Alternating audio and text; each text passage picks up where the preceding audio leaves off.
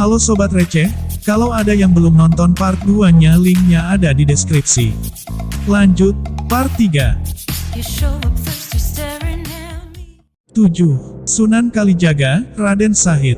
Sunan Kalijaga, Raden Shahid, merupakan anak dari Adipati Tuban, Tumenggung Wilatikta.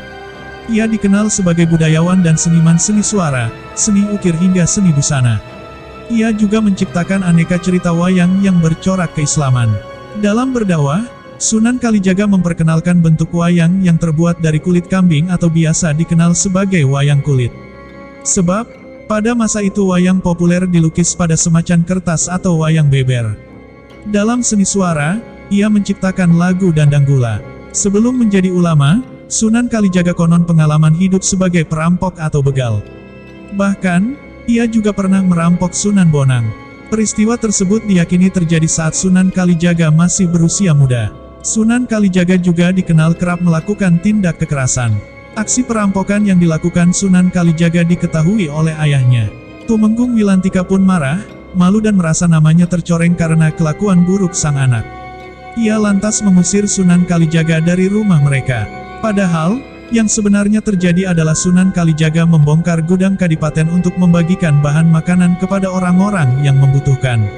Sebab, saat itu masyarakat Tuban hidup sangat memprihatinkan lantaran adanya upeti ditambah musim kemarau panjang.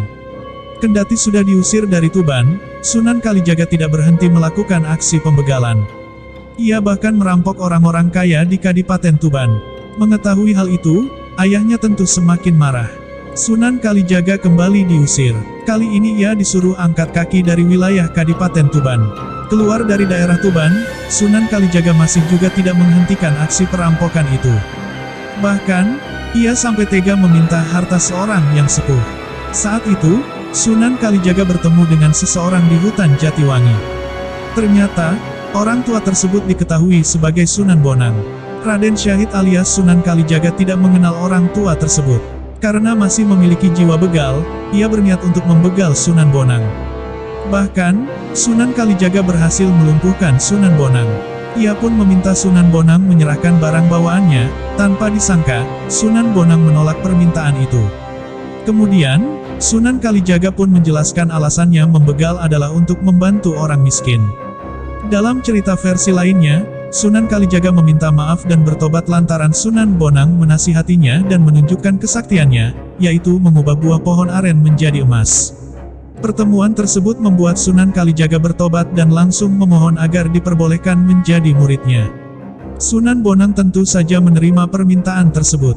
Namun, Sunan Bonang mengajukan suatu syarat, yaitu Sunan Kalijaga harus bersemedi di pinggir kali sampai Sunan Bonang kembali. Sunan Kalijaga pun menyanggupi syarat tersebut. Dikisahkan, Sunan Bonang pun akhirnya kembali ke tempat yang sama setelah 3 tahun lamanya. Ia lantas menemukan tubuh Sunan Kalijaga sudah dirambati oleh rerumputan. Melihat keteguhan hati Sunan Kalijaga, Sunan Bonang pun takjub. Atas peristiwa itulah kemudian Raden Shahid diberi nama Sunan Kalijaga. Artinya, penjaga kali. Selain itu, Sunan Kalijaga juga dapat diartikan sebagai orang yang senantiasa menjaga semua aliran atau kepercayaan yang dianut masyarakat. Sunan Kalijaga menjadi satu-satunya wali yang paham dan mendalami segala pergerakan, aliran atau agama yang hidup di tengah masyarakat. Selain itu, Sunan Kalijaga juga memiliki cara yang unik saat menyebarkan agama Islam di Pulau Jawa. Ia berhasil mengenalkan ajaran agama Islam dengan memadukan budaya Jawa seperti wayang. Bahkan, Sunan Kalijaga juga mengarang sebuah tembang Jawa yang sangat terkenal sampai saat ini, yaitu Ilir-Ilir.